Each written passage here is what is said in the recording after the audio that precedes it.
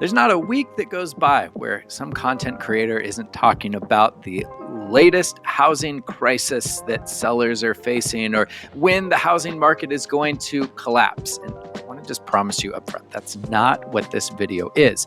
That being said, I do believe that there is a crisis in the housing market that most home buyers are feeling, even if they haven't been able to articulate it. And this is not fear-mongering. I believe that this is real. It's backed by Redfin data that was just released this week. The headline of Redfin's research says the homes Americans are buying are older than ever. So I would call this the aging home crisis. And it really is impacting home buyers. And the big data point is that homes that sold in 2024, the median age of those homes was 36 years old, which is a record. You compare that to 2012 when the median age of homes sold was only 27 years old. It means that the median home that's selling now is 9 years older than the homes that were selling 12 years ago. Now, that's a lot of numbers to throw at you, but what does it mean? Well, it just means that when you're looking at homes, most of what you're seeing is probably older, and older homes have more problems, more costs associated with them, more risks. So that's what we're going to dive into in this episode. We're going to look at what does the data say, what's causing the median home to be older than in years past, and what are the risks that that poses to you as a home buyer, and then most importantly, what do you do about that? If you're new here, my name is Nick, the host of the DIY Homebuyer Podcast, part of the DIY Homebuyer Academy, where I am all about empowering you to purchase a home without using a costly buyer's agent, representing yourself saving 2 to 3% on your next house. And if that's the kind of thing that you're into, please do subscribe to the show wherever you're watching or listening, as well as check out the description where you'll find all kinds of wonderful links and resources. But let's go ahead and dive into this Redfin research, where we see that the typical home bought in the US hit a record age of 36 years old in 2024. That's compared to 27 years old. That was the median age of homes that were sold in 2012. And while it's still true that home buyers pay less for older homes being defined as homes that are 30 years old or older, compared to what they pay for a new home, that is a home that is under 5 years old. But the gap between how much savings there is on an old home compared to a new home is shrinking year over year. And I think that a lot of buyers are feeling that. There's also some interesting data points. I always talk about on this podcast how real estate is hyperlocal and how it's difficult to do a podcast on a national level where I'm talking about big macro data lines. And yet the median age of homes selling from neighborhood to neighborhood, market to market, it's going to vary a lot. For instance, if you're shopping in Buffalo, New York, the median age of homes selling in Buffalo, New York is a staggering 69 years old. But you compare that to Provo, Utah, well, the median age of homes there is only 6 years old. So I do want you to let me know in the comments what it is that you're actually seeing in your market, because maybe this really applies to you. Maybe you live in a newer community where things have really just been built up in the last 10, 15 years. And there are no homes that are 36 years old in your area because you live in such a new part of town. We're going to talk about those dynamics as well and new construction and what all that has to do with homes getting older. But these data lines are really, really fascinating. So why is it a concern that the median home is getting older? Well, it's really because older homes carry much greater risks, right? Like the stuff that homes are made out of, unfortunately, it's just not built to last forever. And so your heating and cooling systems, they have a lifespan. Now, sometimes you're able to eke 30 years out of a furnace or out of an air conditioning unit, but generally like 8 to 15 years is kind of their lifespan. Similar with roofs. Like 25, 30 years, that's a pretty long life for a roof. And then you also have things to think about like water that's been getting into a crawl space or down into a basement, and the compounding effect year over year of the water in those spaces, and how that has eroding effects or rotting effects. And all of these things play out year over year. Siding on homes that needs to be replaced. Like the stuff that homes are made of breaks. It needs to be replaced eventually. And so when as a home buyer you're buying an older home, the likelihood that you're going to have significant expenditures, significant things that you need to replace to enjoy the home, well, it goes up. The risk of having to replace those things, it actually seems to go up like exponentially the older a home gets. And so while a 27-year-old home versus a 36-year-old home, like on the face of it, that might not sound like a lot. When you think of like a little bit of water or moisture issue that has been compounding over 9 years, like that's forever in the terms of like potential water damage or rotting or those sort of issues that you might have in your foundation. So it's a big deal for buyers that when you're trying to buy an older home, there's greater risks. It's also a big deal because one of the most fascinating data points here is that in 2012, a older home that's 30 years or older, was 77.9% less expensive than a comparable brand new home. So if you're just trying to buy your first house, most likely you're looking at an older home, at least back in 2012, because it's like 80% less basically than a new construction home. Well, today, or at least market data as of 2024, that number has shifted so that a old home, 30 years or older, is only about 31.5% less expensive than a new home. So the relative savings that you get by buying an older home is quickly drying up, which means that there's no longer the massive savings or discount. And as a home buyer of an older home, you're still taking on significant financial risk should you have to replace things like your roof, siding, or your full HVAC heating and cooling system. It's wild. Now, why? Why are we in this position? And frankly, it's just because ever since the global financial crisis in 2008, builders haven't been building, at least not in the way that they were prior to the global financial crisis. So, looking at Redfin's data here, when we look at homes that were built in 2000 to 2009, 14.9% of all homes throughout the United States were new construction homes. That's a huge percentage. That of all the homes in the United States, nearly 15% of them were newly built homes. You compare that to 2010 to 2019, that number dropped from just shy of 15% to only 9% of all homes were new construction. And then you look at the past 3 years, and it's only been 3.1% of all homes on the market are new construction homes. So there has been this precipitous drop off of new construction builds.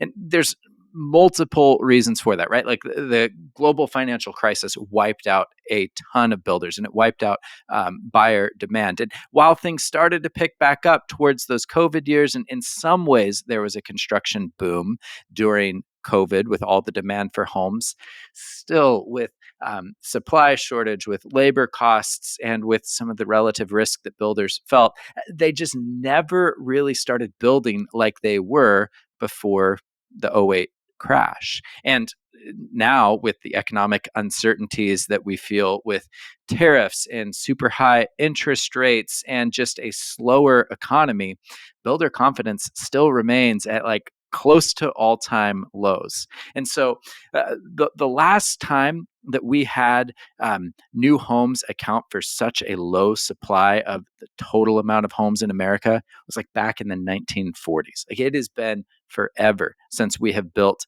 this little amount of homes, which then means, okay, there's no new homes hitting the market, relatively speaking.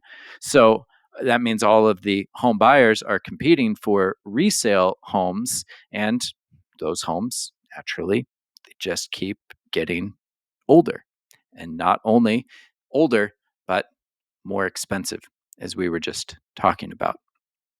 So, a couple of things that as a home buyer we're hoping for, right? One, we're hoping that builders start building again. And I don't know what's going to actually make that happen. Like the Trump administration has talked about a lot of different things, opening up federal lands, cutting regulations, trying to make it more affordable for builders to build. But so much of this needs to happen at the state and local levels when it comes to easing regulations, changing zoning laws. There's very little that the federal government can actually do about this. Even with opening up federal lands, so many of those places are so remote, it's very risky for builders to just set up an operation out there in essentially the middle of nowhere and speculatively build houses, hoping that buyers will eventually come. That's not a very attractive proposition to most builders. And so, until things really change at state and local levels to make it more affordable for builders to build and more time efficient, because the permitting process can slow things down so much, I just don't see the amount of inventory dramatically changing in the coming years.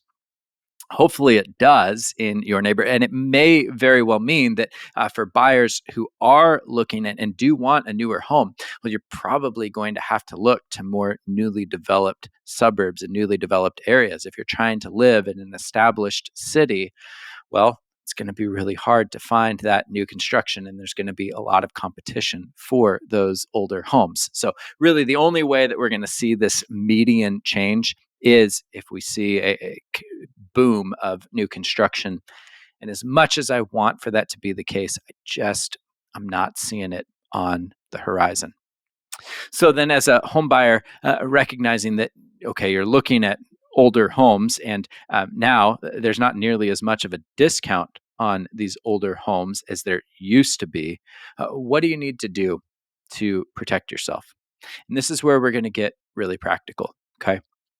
So, first, you really need to do your due diligence and hire not just a professional whole home inspector that's going to do a thorough report for you, but I would, especially if you're looking at a home that's 30, 40 years old or older, um, I really want someone who knows plumbing, like maybe hiring a plumber to come out and tell me what is the age of the plumbing system on this house with the kind of plumbing that's in here. What sort of risks do I have? Is there have there been historically issues with these kind of pipes bursting or creating issues that I should be aware of?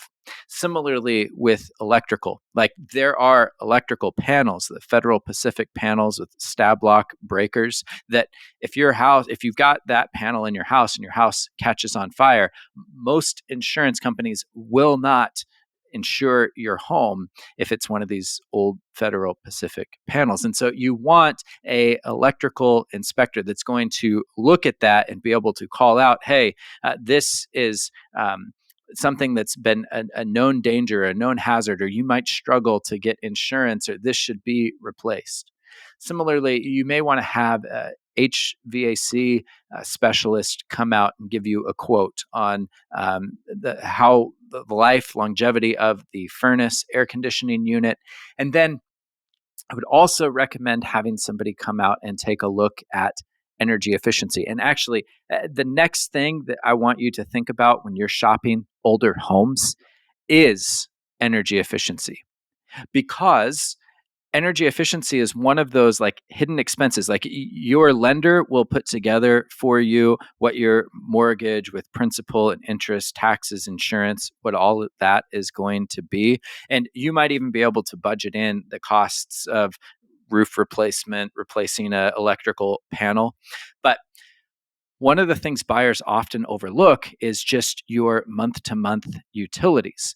And there can be a dramatic difference in monthly utility costs for a home that is 30 plus years old compared to something that was built in the last 5 years with modern energy efficiency codes.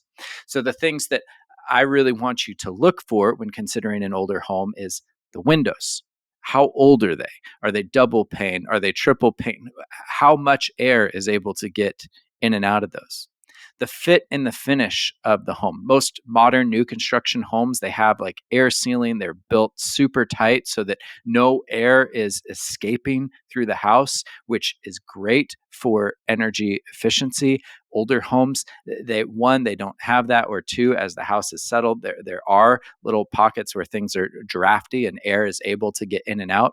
And also, insulation standards have changed a lot. And insulation's another one of those things that it's just not made to last forever. And so having a thorough energy efficiency evaluation done, asking the current owners to provide you with what their heating and cooling and energy bills have looked like, that's going to be really important for you to figure out what your actual monthly expenses in this home are, because the difference can seriously be like $300 to $600 a month more for to heat and cool and power a home that is 30 years old compared to a comparably sized new construction home that has all of the latest and greatest when it comes to energy efficient technologies and finishes like LED lighting and high performance windows and heat recovery ventilators and all that fun stuff. So be thinking about that in the total cost. Also, when I mentioned the big capital expenditures, but they say that you should budget 1% of your home's value for savings and for maintenance expenses down the road. And I would say that 1% may even be too conservative if you're looking at a home that's 36 years old or older. I would much rather you be prepared than to be surprised by, shoot, we have a leak in the roof and now we're looking at a $25,000 expense, or oh shoot, we need to re-side the house because the siding is rotting out, or there's water issues behind the vinyl. So these are real life things that they come up, they happen. And I hate to see when it happens to home buyers where they spend all of their money on the down payment and to get in the home. And then within 6 months, they have some major capital expense and they didn't prepare for it. And so it sends them into debt and stress, all of that headache. I want to spare you from that. So if you're buying an older home, make sure that you keep some reserves in case you have an unexpected emergency expense, and then prepare yourself well for the future by being liberal in how much you save. At least 1% of your home's value. Set that aside so that you're not sunk when you have to do some sort of major capital expense.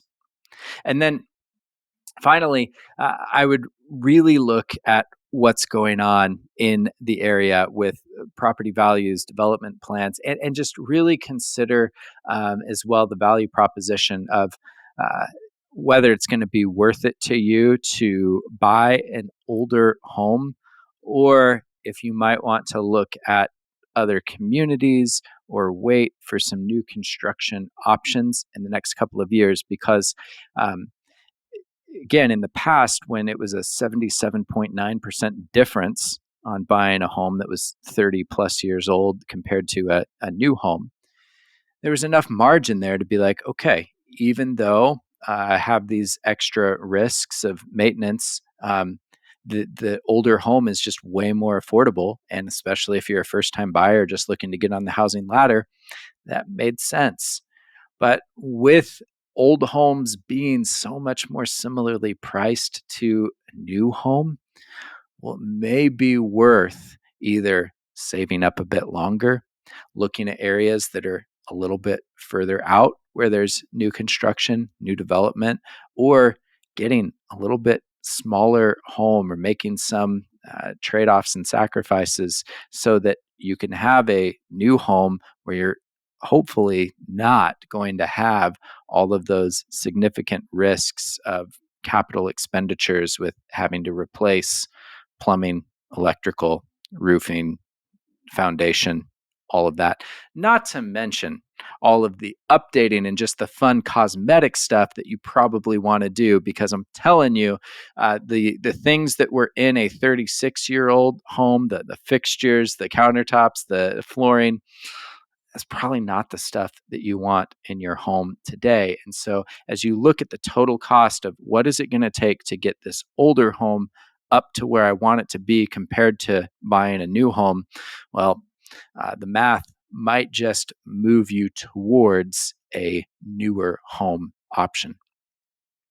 So I feel the stress for home buyers where it's just like, gosh, not only are homes more expensive today, the homes that I'm looking at are also older and they have more potential issues. I feel it. It is a rough time, which is, again, one of the main reasons why I am teaching and empowering home buyers how to represent themselves, because being able to save that 2 to 3% in realtor commissions, well, that might be the cost of a roof replacement or redoing the plumbing in your house. Like, that's a powerful amount of money to save, and that might make it more financially possible or doable. It makes sense for you to actually move forward with that older home. And there can be some wonderful reasons to buy an older home compared to a new home. When you think of established neighborhoods and some of the most ideal locations, or just the charm that many older homes have that modern construction seems to really lack. So I'm not saying don't buy an older home. I'm just saying, if you do it, I want you to be aware of these risks. I want for you to prepare yourself well financially, and I want for you to represent yourself so that you can negotiate best possible deal, have the most money left over to make the renovations, updates, repairs that you want to do to make the home your own. Let me know what you think in the comments below. Let me know what questions you have, or if any of this resonates with you. And if you haven't already, let me remind you again to please subscribe to the show, share it with somebody who is thinking about buying a home, and let me know what you want to hear in the next episode. I love to get that kind of feedback. Thanks for coming along in this one. We'll see you again soon.